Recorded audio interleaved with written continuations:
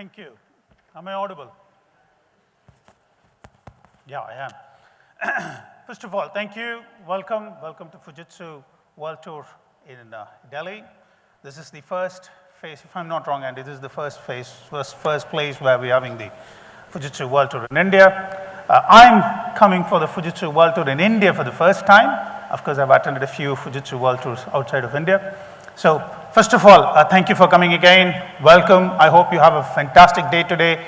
The video just now we saw actually puts this whole day in perspective, isn't it? The kind of challenge that we face, the kind of dilemma that we're having today, the kind of decisions that as corporate leaders, each one of us need to take on where we are in this whole cycle of digital evolution that is happening, the digital revolution that is happening, the whole transformation that is taking place today.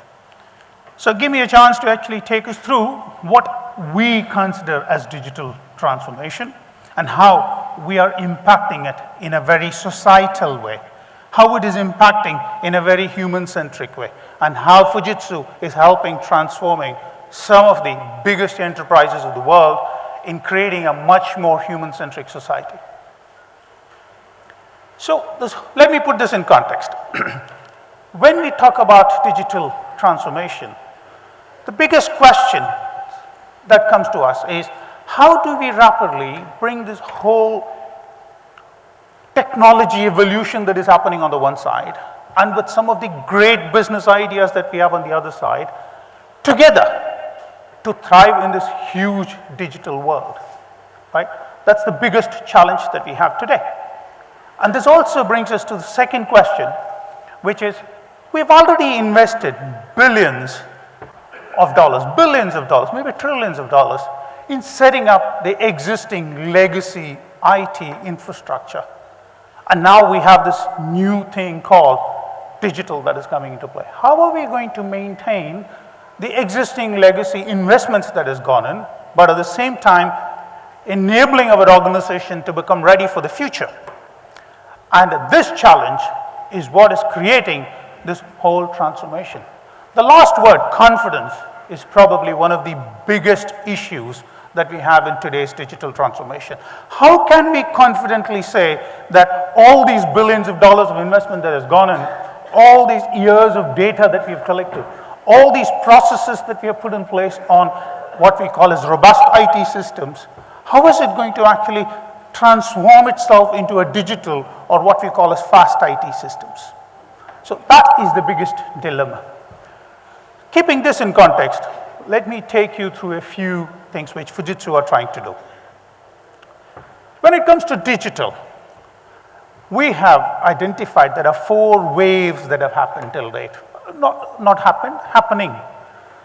The first one was the internet wave, which is this has typically happened around the 1990s when the internet came in place.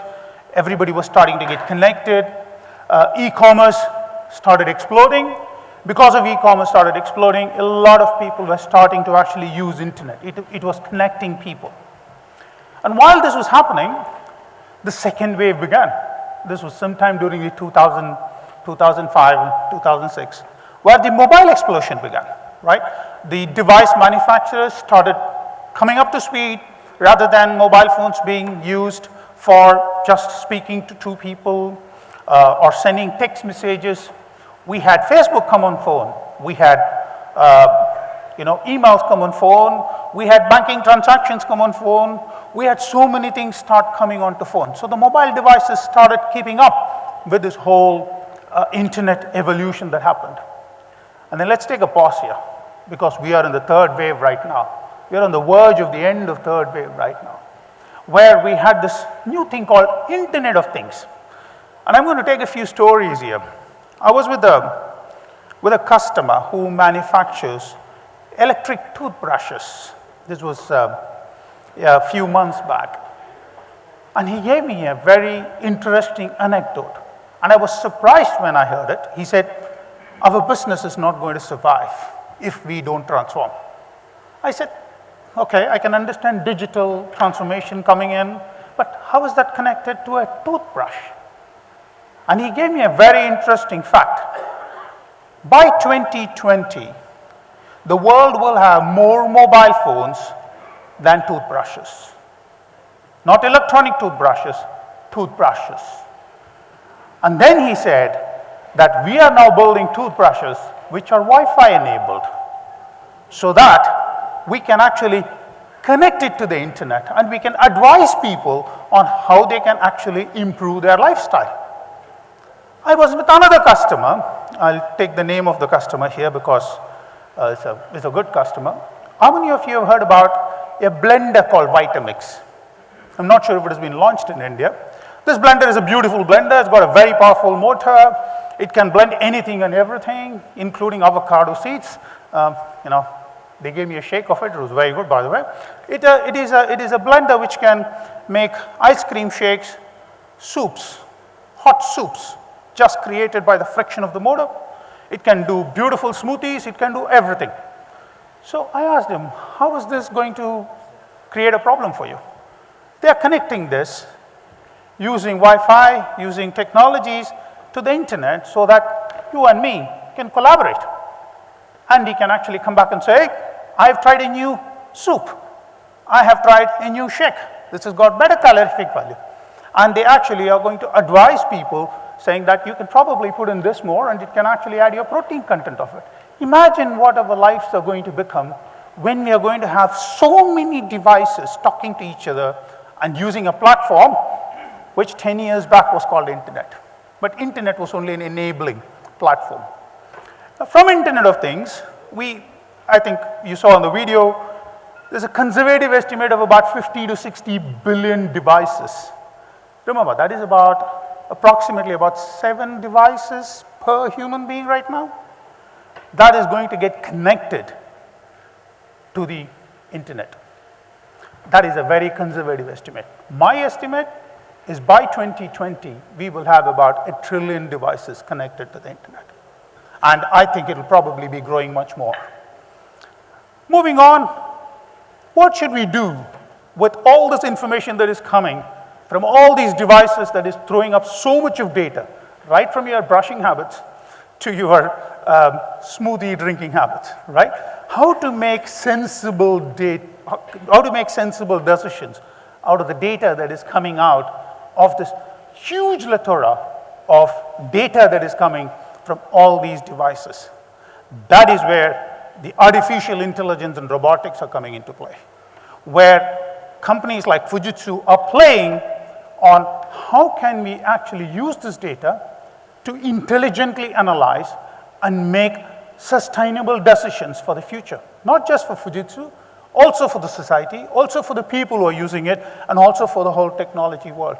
These are the typical 4 digital waves that we typically talk about. Moving on, what is digital? All right, we have been talking too much about digital. Everybody is talking about digital. What the heck is digital, to be honest? Digital actually means a lot of things for a lot of people. Digital is not new. Digital has always been in existence, but it has always been in existence in individual parts of simple projects, automation, some innovation here and there. It has never been a whole combination of different programs and projects into a single enterprise-wide phenomenon. Now that is happening, and that's the reason why digital is probably becoming the forefront of most of the corporate discussions today. Digital can be categorized into 4 major buckets, if you want to call it. Business model transformation, transforming customer and user experience, digitalizing back office business operations, and of course, product leadership and innovation. I'll probably take a few examples here. Transforming customer and user experience. Lufthansa's of the world, Burberry's of the world have actually transformed the way they interact with the customer, very intuitive in the way of understanding what the customer needs are, taking them through a user journey, which they feel is the right user journey for the customer. More importantly, how many of you have been to Disney, Florida? I'm sure a lot of you would have. And when I went there, this was about a year or so back to 1.5 years back, and I had been there about 7 years back. Believe me, they have changed the whole way how they interact with the customer. As soon as I walk in, They don't even ask me to check in. They give me a variable, a hand variable, and they say, you checked in, you go in. Imagine there is no credit card, there is nothing given because you already, when you book, you're given your credit card and your credit card is already embedded into your variable. Everything is there in the variable. And I asked him, okay, fine, what's my room number? He said, you need to look at the LCD of your variable, please. I looked at it, it said, this is my room number. I said, okay, great. I go to my room number, I said, oh, I forgot my key. He said, no, you need not. You just have to keep the variable on the door and the door opens. And they gave one variable to my family of 4, each one of them. We all went, the variable is used for restaurants, the variable is used for pubs inside Destiny, the variable is used for buying any merchandise, the variable is used for actually issuing fast passes, for actually getting into the rides much faster. That is, according to me, a transforming customer and user experience digital journey. But that is not what digital enables. What digital enables is, once when I touched it, the fast pass did not work. So we said, okay, the fast pass did not work, so I need to go back and have a conversation with the reception to see why did it not work. 15 minutes, I got a text message on the phone that was registered on the variable, which said, we understand you tried to get a fast pass, and you were not able to get a fast pass. In Disney, we believe customer experience to be the most important thing. So we're giving you 3 fast passes free. You can go and use this fast pass for anybody else. So that, according to me, is a very human-centric customer experience. Let me take a digitalizing of business operations. You know, we will talk about a case study today.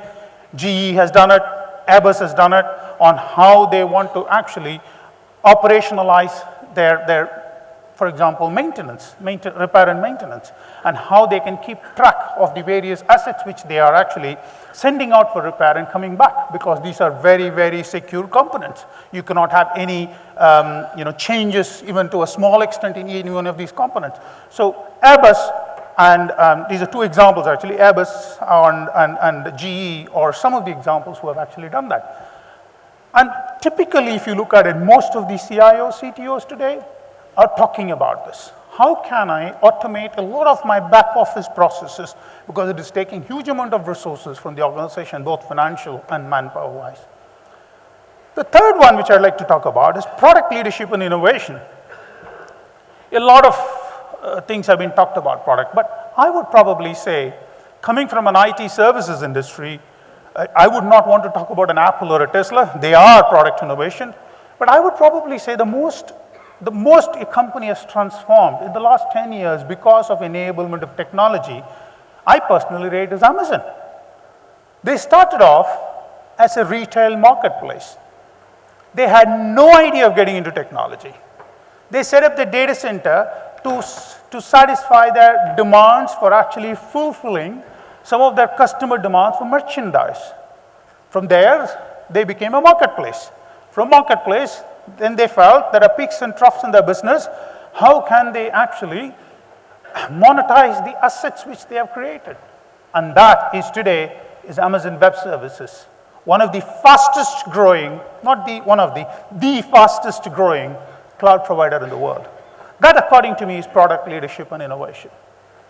And the last one is, of course, the business model transformation, which probably can take a lot of names, the Airbnbs of the world, the Ubers of the world. You know, you can talk about a lot of such companies, but I would probably want to talk about Netflix here. Netflix started off in competition with Blockbuster as a brick and mortar company to set up, video subscription services. But that got changed. They moved to an online subscription initially. Because they went online, they were able to recommend, movies to their consumers. Because they were able to recommend movies to their consumers, and these were normally good recommendations, consumers over a period of time started depending on those recommendations, which means they were able to actually monetize a lot more than what a Blockbuster could do. And that's the reason why Blockbuster went bust and Netflix went to the net.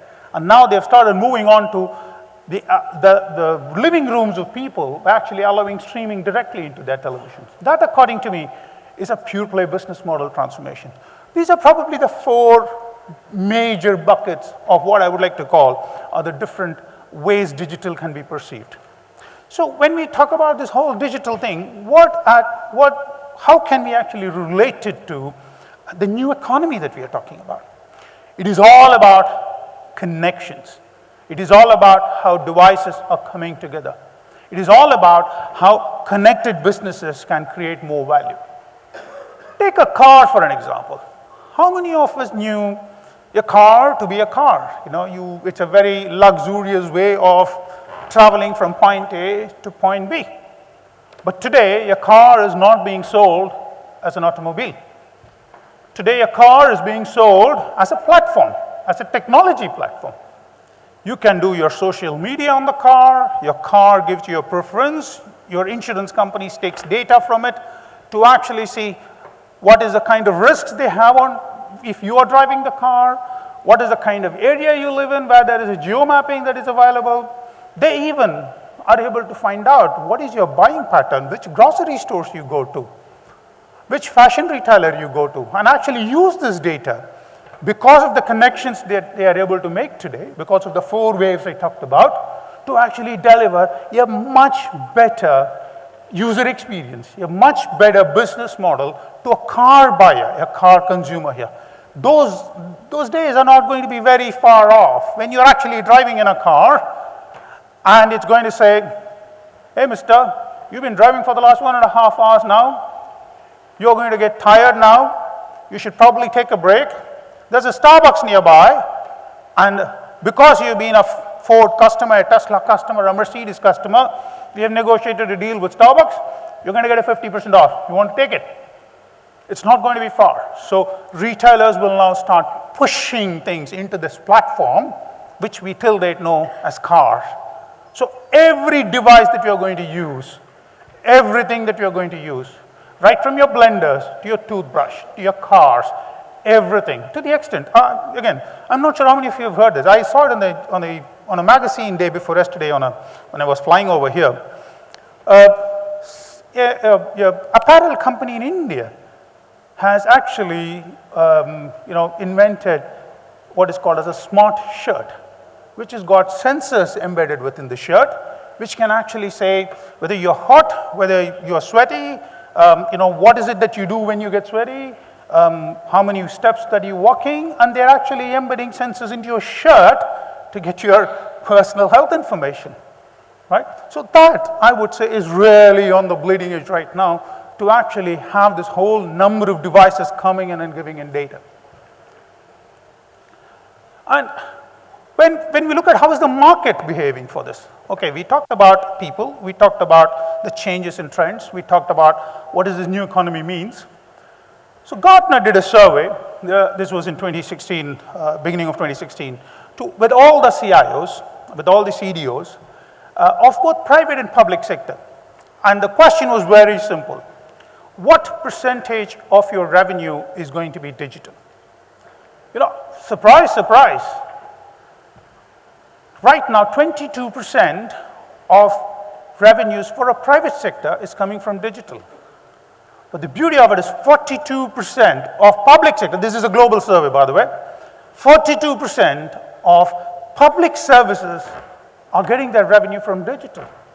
This is by paying your taxes, water bills, your license taxes, if you want to renew a license, your passports, everything going digital, and actually government making revenue out of it.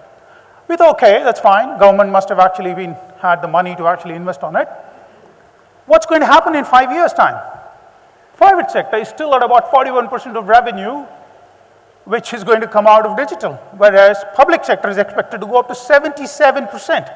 So long gone are the queues, hopefully this happens in India too, long gone are the queues where you need to go and pay your electricity bill or do whatever you need to do, and 77% of these services are going to happen out of digital. When I say digital, it is just not online. It's going to happen on your mobile phones. You can actually use your tablets to actually deliver some of these services. You can do electronic payments to do it. So the whole way of life is going to change because of this digital revolution that is happening. And then in Fujitsu, we did another survey. We went and actually spoke to using Fujitsu Digital Research Institute, we went and spoke to a lot of senior leaders to say, which industries is it driving it? Again, we thought media should be the one which should be leading it because they were already digital, they were already online, they were already streamlining. Again, there was a surprise. The surprise was that we had financial services leading it, and then we realized, yeah, it's obvious, right? We have online banking which is common, we have mobile banking that is common, we have payment transfers happening between two devices. Of course, we did not think about it. Then retail was the second one at 60%, where they said that they are extremely satisfied with the kind of quality of services that digital is enabling them. And then we found out as to why these two sectors are so ahead when it comes to satisfaction. The biggest reason was, out of all the sectors there, other than local government and central government, these are the two sectors which actually touch the common man, touch the human beings, touch the innovation that is being delivered to humans. And hence, the human-centric innovation is the theme for digital transformation. Unless and until the digital transformation that we are talking about is delivering intrinsic value to the human who's actually utilizing those transformations, no digital transformation is actually going to help. Moving on, in the same report, we actually went and spoke to 600 Europe, Middle East, India, and Africa-based CIOs, CEOs, IT leaders, and said, you must be doing a lot of digital programs. What do you think of it? 71% of them said that it's a gamble. They don't know what the heck they're doing, but they're actually talking digital. They're actually implementing programs on digital. They're actually saying we are a digital company. But 71% of them are very well aware that this is a gamble that they're taking and they do not know what's going to be the outcome of it by the end of it. Not only this, 36% of them said we do not have alignment to the business outcomes that digital is supposed to deliver. Which means, sorry, it's the other way around, my mistake. 36% of the ones were the ones who said that they have alignment to the digital outcome. 64% of them said that they do not know what is going to be the outcome and hence there is no alignment to the business outcome. Digital cannot be done without a business outcome at the end of it. Okay, fine. You had a gamble. You do not know what is the outcome. At least you're doing a lot of programs and projects, right? What's the confidence that you will be able to actually deliver a digital experience to your end customer?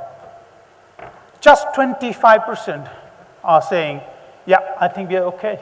We will be able to actually deliver what we are talking about. Not the outcome, not the gamble, but just 25% are saying that we have some sort of confidence of delivering the projects and programs that we are talking about. So we are still talking at a project level.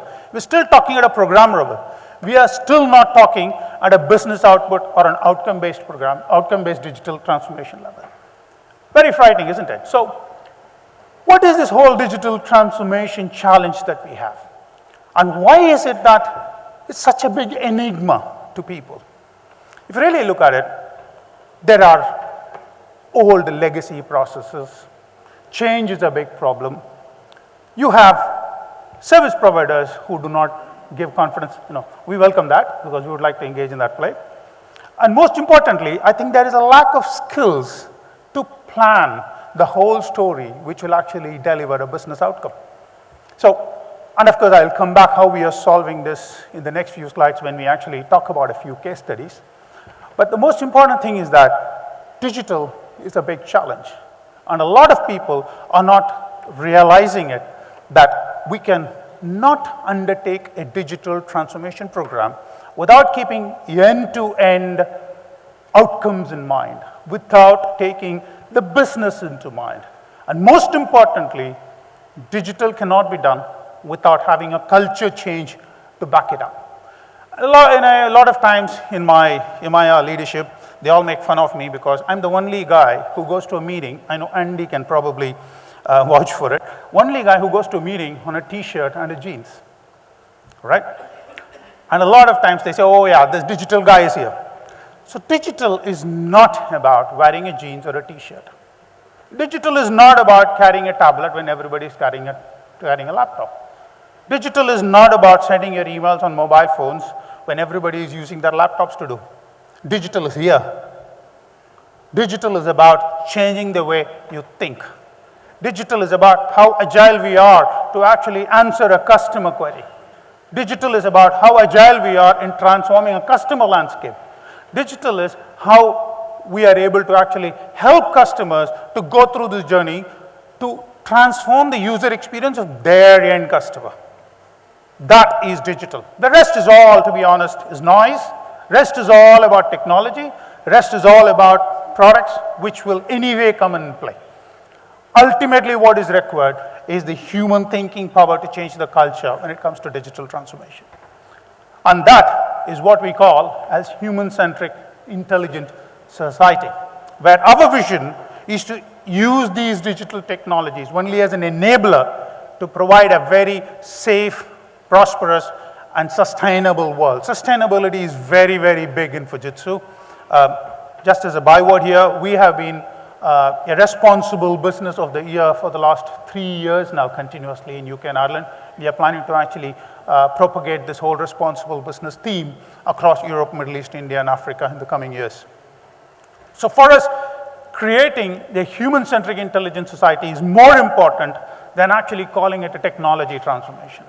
For us, we need to be very clear as whatever we undertake as a digital transformation program, at the end of it, is able to actually impact a human being in a very positive way. What is our approach to digital? 3 major things which actually impact our approach to digital. The first and foremost is people. I talked about it in detail. It is all about people. It's got nothing to do with technology, to be honest. So how people react, what is the change culture that we need to bring in? How can we maintain this whole balance between people with cultures who do not support change to people who are wanting to change? And the second one is about information. How is this information that you're going to get from all these different sources, unstructured and structured information that we're getting, how are we going to make some sense out of it? Is it actually going to make any sense at all? 80% of the information might have to be discarded or kept in storage somewhere. But how are we going to use this information to provide a decision support system? That is digital. The last one is, I call it infrastructure, don't take me wrong. When I say infrastructure, I mean the whole internet platform, the whole devices which are sitting on it. I'm talking about that whole thing. Because in 5 years' time, that is what is going to be called as infrastructure. The things on the Internet of Things is what I'm talking about here. So how are we going to handle these devices? For example, are these sensors that are the Wi-Fi, toothbrushes, and everything that I talked about, are they going to send data in the same format? How can a medical institution make some sense out of it if it is not able to come in a single format? Or how can we actually make sense of it by actually using this data, of course, anonymous data. We don't want to know about everybody's brushing habits, but anonymous data to actually understand how we can use this data to create a better healthcare solution for a person. That is what I call as infrastructure, which is things, by the way, Internet of Things. So people, information, and things are the 3 things which we take as core to our approach to digital transformation. And of course, there are challenges, like in any business, any transformation, any change that happens. Leadership and talent is a big transformation, is a big challenge. While we have a lot of technical talent, while we have a lot of leadership talent, I think what we need for digital is a business leadership and business talent, where anything that we do is always linked to what is the outcome that it is going to deliver. Until such time that gap remains, digital transformation is always going to be a bit of a problem. Security, a lot of issues. You know, I talked about toothbrushes and Vitamix and things like that. Do you really want your data to go out in the market? Or do you want anonymous data to go in? You want to be called as a number? You want to be called by name? Multiple data points that we need to be. And where should this data reside? Should it reside within your country? Should it reside outside of your country? Should it reside within a data center? Should it reside on cloud? Multiple such challenges remain which we need to sort out. Third thing is complexity, where This is a very complex environment. Multiple devices, multiple platforms talking on multiple messaging frameworks, talking on multiple networks, talking on fiber and wireless and Bluetooth and Wi-Fi. How are we going to actually assimilate all this into a tangible, readable, comprehensible story is going to be a very, very big issue that we need to sort out. The last one is adoption. So I'll probably take an example of Salesforce here, Salesforce.com. I mean, when I actually met the Salesforce.com, they had in their payrolls adoption evangelists whose main job is not to go and sell Salesforce, whose main job is to actually go and see to it that Salesforce functionalities are adopted by people within a company. Because change requires social acceptability. And I will probably take it, and when this acceptability happens, it happens extremely fast, very fast. I'll take an example of my own father here. 6 months back, my father did not know what's an iPad. My father did not know what's WhatsApp. He did not know about anything about Facebook. He did not know anything about Twitter. Unfortunately, my son went and taught him all this, all right? He struggled, did not understand it. 6 months down the line, he cannot survive without any of these stuff. So the adoption and social acceptability of this can happen very fast, but the initial resistance needs to be broken up. So moving on, what is the solution for this? And this is one of Fujitsu's biggest approach. I'm sure we will have others who will come and talk about our hybrid IT. This is all about maintaining a balance. We understand that our customers have invested quite heavily on traditional infrastructure over a long period of time, and now this new wave of disruption is happening.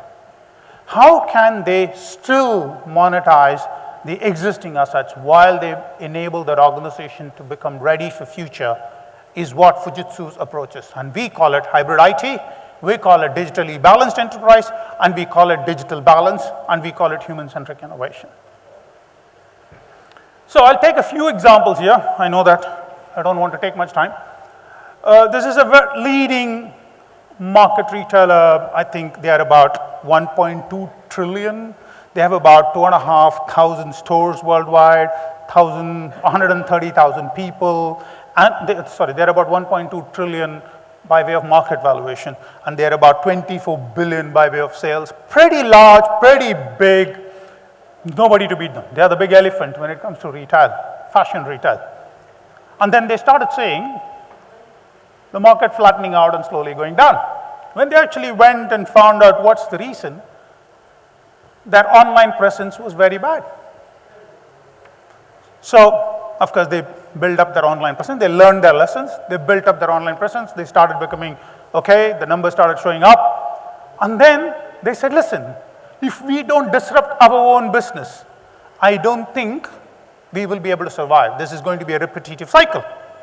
So they came to us and said, how can we use digital, guys, to enable a customer who walks into my physical store get the same experience as an online store, right? This is a very important pain point for them. Imagine they want to remain in this. They've already invested money in all these retail stores. They don't want to throw the money away. And then there is new online retailers who are coming and taking their market away. How to maintain this balance between brick and mortar and online? Coming to our balanced IT approach here. We actually set up sensors in each one of these racks that you see to actually find out anonymously how customers are moving within the store, and found out which customer is probably standing more closer to this aisle and not that aisle, and how much of sales is happening. And we created a pattern of behavior of customers, which is typically what you see on online experience, where when you go and buy a particular kind of t-shirt, and after that you go to any other website, you have the t-shirt coming in by way of advertisements, right? Context-sensitive advertisements. And that's exactly what we did here. We enabled by using sensors, connecting it to Wi-Fi, anonymously engaging with the customer's carryable mobile, of course with customer's permission, and actually creating a user experience for a customer which is very akin to them actually going and doing an online sale where there are recommendations coming in, there are specific offers coming in for them. For example, if there is a customer who's been buying, let's say, this blue colored shirt, whatever that is, blue colored thing, quite often. And the customer goes and stands there. If there is too much of stock of this blue thing, we can say, okay, fine, we'll give you a 50% off customer, you're a loyal one. If you have very little stock of blue, we can say, you've been buying this too much, why don't you go for a red one and we'll give you 50% off. So that's the kind of offers and discounts which can be very personalized to customers. Moving on, another example. This is for GE. I think I need not introduce GE. This particular stuff, this whole stuff, is actually what they call a 9HA steam turbine. This is actually as big as a 747 Boeing liner. All right? This is probably worth twice the cost of a Boeing 747. This probably weighs, I think, 2,000 or so of Ford cars. So you can imagine the humongous size of this. But the problem with this kind of high precision equipment is one of these blades, these small blades, develop a small crack, and that's it. The whole thing can go for a toss. So they came to us and said, how can we actually help in their repair and maintenance? How to track some of these components which are going for repair? How can we actually see to it is the same component which is coming in or an equivalent component that is coming in? How can we actually do preventive maintenance? We actually set up our Globe Ranger platform, which is around RFID and sensors and having a back-end application to see to it how we can actually enable this. Today, GE has actually saved a humongous amount of money because of actually creating this whole IoT digital platform with us. So that we call is an experience where the customers are gaining benefit because of digital by changing the way they are operating their back office. Next one is Scottish Water. We do a lot of work with Scottish Water, but one of the work that we do, of course, what we talked about, what we have here, is about a cyber attack that happened, security that I talked about. And we had to get involved to actually find out the source of the attack. Within 8 hours, we were not only able to find out the source of the attack, we developed a patch, we deployed the patch, we did a spider to actually look at every server that is possible in Scottish Water, and we actually sealed out the attack. 8 hours on a very, very fatal attack on Scottish Water networks. We also do another thing. I do not know how many of you have been, know the geography of Scotland. It's a very hilly, very remote, what I like to say, very beautiful landscape. And they have pumping stations, and they have these remote pumping stations which keep pumping water from hilly area into normal households and from low-level area through a hill into the households. And imagine there is a small pump which goes for a toss. They need to actually helicopter out somebody to actually go and change a small nut there. And then they find that the nut is not the right nut. They need to come back again to change the whole nut and go back again. So we actually built in sensors using telemetry, which will actually tell them what is the issue there and what are the stuff that is required, including video feeds, right? So that actually helps Scottish Water save, again, millions of dollars on how we can actually help them in digitalizing some of their experience. We have similar such experience with Hydro, we have similar experience with Richardson Police. I can talk about multiple such instances where very simple digital transformations, but keeping a business outcome at the end of it, has actually helped the project to become very successful. Assisted living. As I said, it is very, very important for us to be very socially conscious, getting ourselves involved in social infrastructure.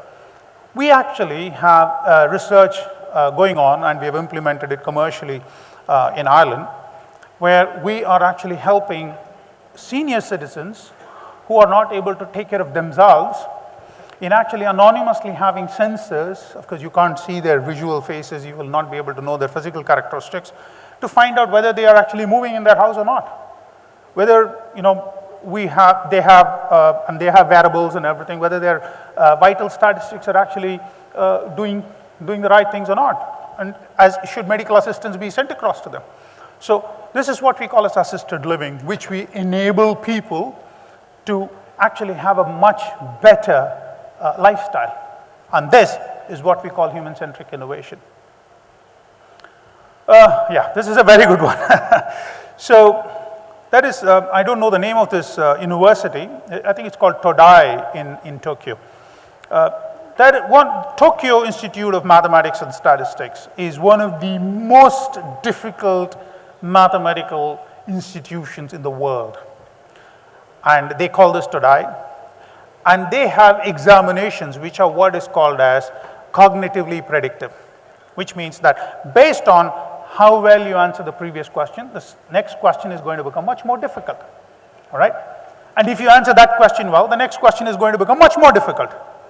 And then if you answer 3 or 4 questions together right, they're going to actually change the plane of questions, right? It will not be on algebra, they'll probably put you onto something else, right? It's too way above my head.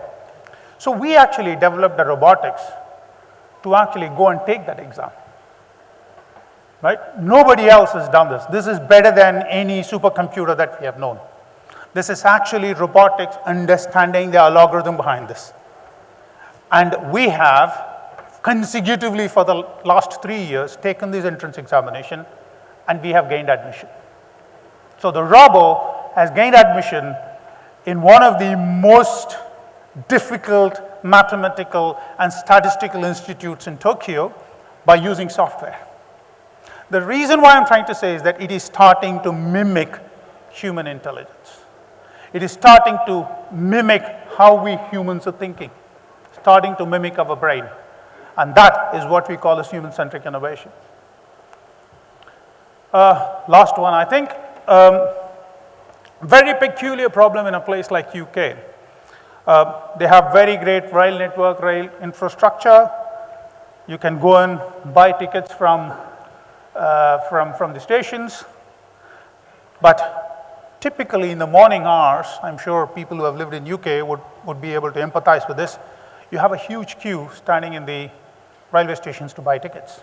So they brought in online ticketing, you can buy online, but you still have to go to a kiosk in the railway station with some specific code numbers, key in those code numbers to get the tickets out. So we created a solution along with what we call TOCs, train operating companies, where we co-created. I'm bringing this co-creation in this because I'm going to talk about co-creation now. We co-created with TOCs, understanding the pain point with a very clear business outcome. Today, people need not buy tickets when they get into the train. They can get into the train and then they can buy the ticket online because the train conductor might have a mobile phone who can actually buy it for you and give you a printed ticket. If you have your own mobile phone, you can go online, buy a ticket and it'll give you a barcode. Or you can buy a ticket and keep the ticket, and if somebody comes in using NFC, you can say, yeah, it's a green, it's fine. So we digitally enabled the train operating companies to provide a user experience to the customer wherein they can actually reduce the queues and actually help customers get onto their jobs much faster. You'll be surprised, we thought this was a very small thing. We now have 85% market share on this particular solution in UK and Ireland. We are now wanting to actually expand the solution across EMEA, including India. Imagine a day comes in India where you need not go and buy your ticket. You walk into a station, you walk into a train, and you can buy your ticket using your mobile phone. And when a ticket collector, as you call it here, comes in, you can show him that. That's exactly what we are trying. That is human-centric innovation for us. So, I think this is the last slide. So why partner with Fujitsu? We talked all about the society, we talked all about the market trends, we talked about digital, we talked about how customers are feeling about digital, we talked about the challenges in digital, we talked about a few use cases where we have delivered digital. So why partner with Fujitsu? So Fujitsu is a very collaborative company. We are happy to engage with you, to work with you, to co-create with you. If there are opportunities that you think that is very unique for your industry, we are happy to engage and co-create. And there will always be a commercial model which we need to work on, but the TOC, the Star Mobile that you talked about, was a co-creation. The Richardson Polis, which I did not talk about here, was initially a co-creation which got rolled out commercially. So we are more than happy to engage with our customer to jointly co-create some very industry-defining solutions with a business outcome to help you achieve your business goals. The last one is, you will be seeing a lot about MetaArc today. Fujitsu has got a digital business platform. We have branded it as MetaArc, which has got exactly the balance that we are talking about, the balanced approach. It is about how can we modernize existing infrastructure, how can we leverage the investments in the existing infrastructure, and while we actually disrupt our existing IT and deliver new digital services to actually deliver better services to our end customer. So the whole MetaArc concept, the whole digital business platform as we call it, or the digital enablement platform, is with one motive in mind. How can we deliver better experience to our customers and our customers' end customer? And this platform will have all the plugins come in built in. Let it be on IoT, let it be on our KFI servers, everything built in, right? There is something available outside. I think you should spend some time in touching and feeling and experiencing what it can do. So, this is our vision. Again, a very human-centric vision to have a very safer and a more prosperous and a very sustainable world. So, while we've all heard about digital, what can Fujitsu do for you? I have an ask of you. And this is my personal request. Visit the exhibition, spend some time playing around with the exhibits, interact with them, but at the end of it, think about one application that you think, okay, I can probably use this technology to derive this business outcome. Or this is a business outcome which I'm expecting and I'm not able to get it because of I don't have the technology to back it. Come up with one problem statement which you feel intrinsically, because you are the masters of your business. You are the masters of your industry. Come to us with one pain point, one problem statement which you feel can be enabled and solved by technology. And we will explore how we can co-create this with you. That's my only request. Thank you. Thanks a lot.